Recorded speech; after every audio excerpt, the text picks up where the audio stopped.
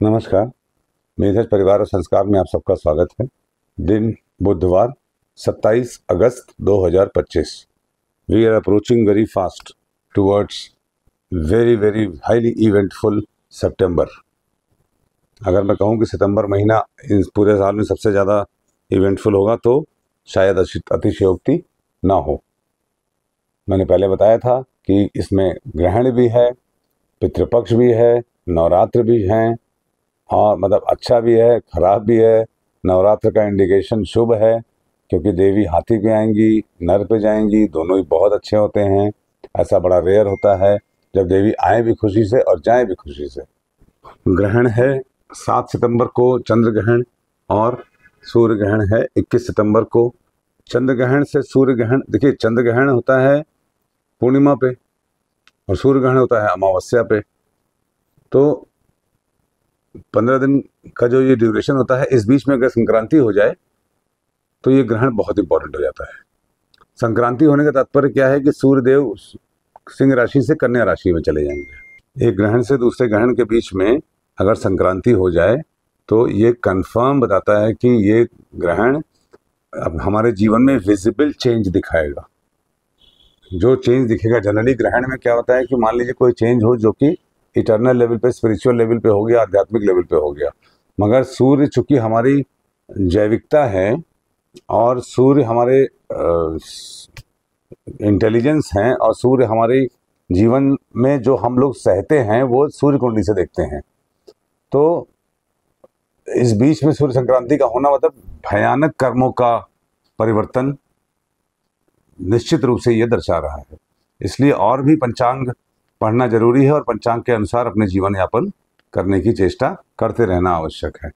चलिए आज का दिन शुरू करते हैं। 27 अगस्त बुधवार 2025। तिथि शश्री मापनोति, तिथि है चतुर्थी। चतुर्थी रिक्ता तिथि होती है। रिक्ता तिथि एम्प्टीनेस का एहसास दिलाती है। जब चतुर्थी तिथि होती है तो वृषभ और कुंभ राशि दग्ध हो जाती हैं। वृषभ राशि में कोई प्लेनेट नहीं है, कुंभ राशि में राहु महाराज बहुत कृपा कर रहे हैं। आप देखिए राहु केतु को लोग डराते हैं, मगर राहु केतु कितनी कृपा करते हैं। किसी न किसी राशि में तो होते ही हैं और चूंकि जन्मस्थ वक्री होते हैं तो जब भी कोई तिथि में वो दो राशियां दग्ध होती हैं तो वहां पे अच्छा फल देते हैं। ये कितनी बड़ी कृपा है राहु देव की। निश्चित कंफर्म अगर कोई अच्छा रिजल्ट दे सकता है कभी भी तो वो राहु केतु हैं। बाकी ग्रह कभी भी संयोग और कोई योग दुर्योग पर डिपेंड करते हैं। राहु केतु हमेशा ही कभी न कभी, जब भी अगर आपके इंटेंशन क्लीन है और आप परिश्रम करना चाहते हैं तो निश्चित रूप से राहु केतु सबसे अच्छा फल देंगे। देखिए आर्टिफिशियल इंटेलिजेंस जो कि दुनिया में सबको मात दे रहा है वो भी राहु ही है ना। Rahu is the significator of artificial intelligence. आप आर्टिफिशियल इंटेलिजेंस के जरिए अपनी बीमारी दूर कर सकते हैं। आजकल तो मैं देख रहा हूँ कि आर्टिफिशियल इंटेलिजेंस, ये चैट जीपीटी इत्यादि के जरिए लोग डॉक्टर्स की सलाह ले रहे हैं अपने सिम्टम बता के, और डॉक्टर जो देख रहे हैं उससे अच्छी सलाह चैट जीपीटी दे रहा है। ये सब राहु के रेजीम में आता है। कल्कि भी जब आएंगे लास्ट में, भगवान विष्णु कल्कि बन के, और जब युद्ध होगा तो कल्कि महाराज आते ही नहीं जीत जाएंगे। उनको भी लंबे समय तक युद्ध होगा। कई बार उसको युद्ध के दौरान उनको कई बार एक पराजय तो नहीं कहूँगा मगर असहज स्थितियों का सामना करना पड़ेगा युद्ध में।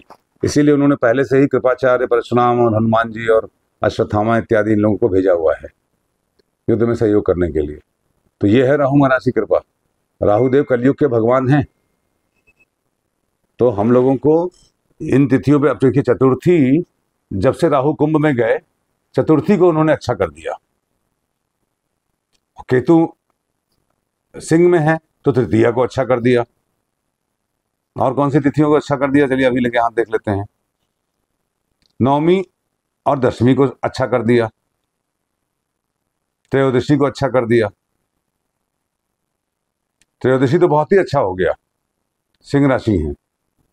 तो राहु और केतु की ये महिमा है। हम लोग की जो ज्योतिषियों का मजाक बनता है समाज में वो इसीलिए क्योंकि जहां पे शनि देखेंगे, मंगल देखेंगे, राहु के केतु देखेंगे, खराब फल बोल देंगे। ऐसा नहीं है। आपके कर्मों का ये मैनिफेस्टेशन है राहु केतु। अगर आप कर्म सही रखेंगे, जिस ग्रह के साथ होते हैं उसके अनुसार फल देते हैं। तो राहु केतु को अब अच्छे ग्रह के अनुसार रखिए। ग्रह क्या होते हैं? कर्म होते हैं हमारे। ईश्वर हमसे कर्मों के थ्रू बात करते हैं। ईश्वर के जो बातें होती हैं वो ग्रहों के थ्रू होती हैं।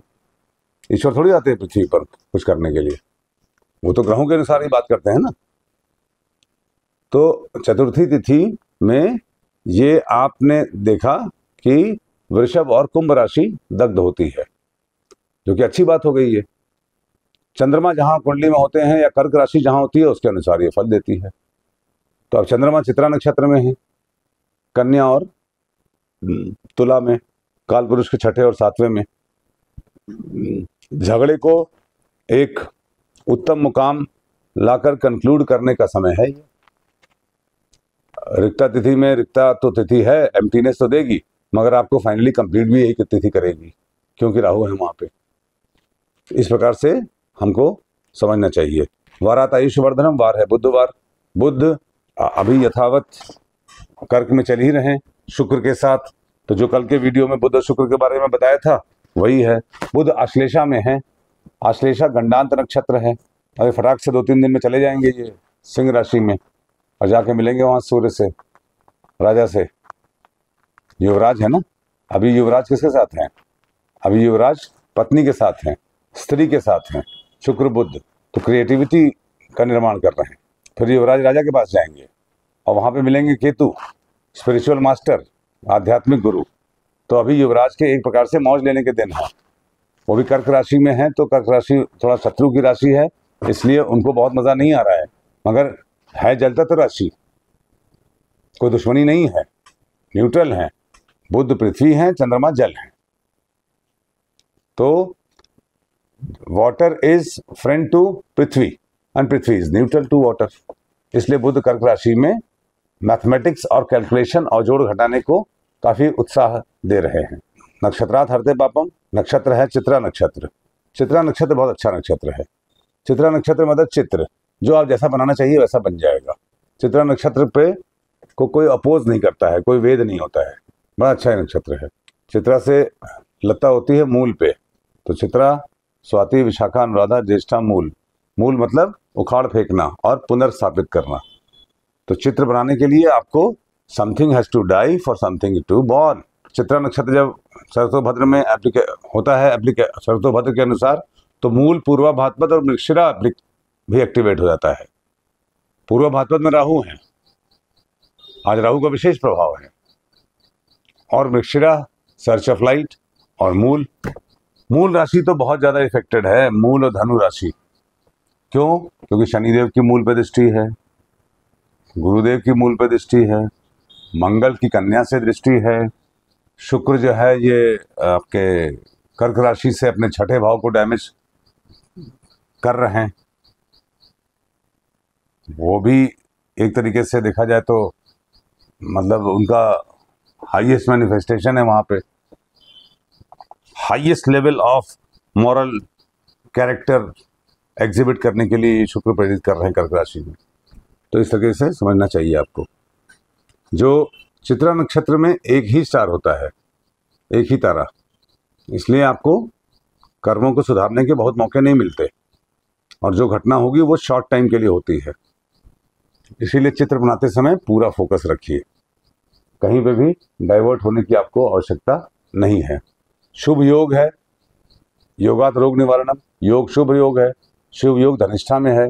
Very very outstanding. पंचक नक्षत्र जरूर है, मगर वेल्थ के लिए बहुत अच्छा है। और शुभ योग के स्वामी चंद्रमा होते हैं, और चंद्रमा चतुर्थी में है, जो कि चतुर्थी ये अच्छी है, इसको राहु अच्छा कर रहे हैं, तो इसलिए योग प्राप्त करने के लिए भी अच्छा दिन है।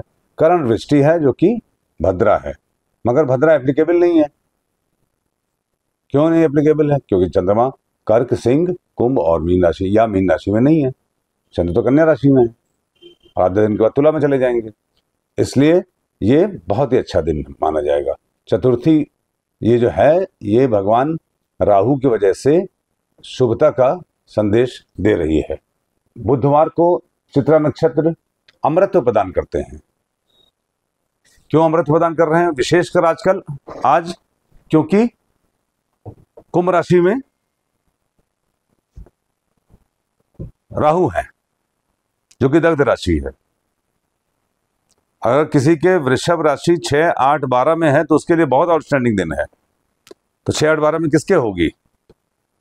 धनु के होगी, तुला के होगी, मिथुन वालों के लिए होगी। तो इस प्रकार से ग्रहों को समझना चाहिए।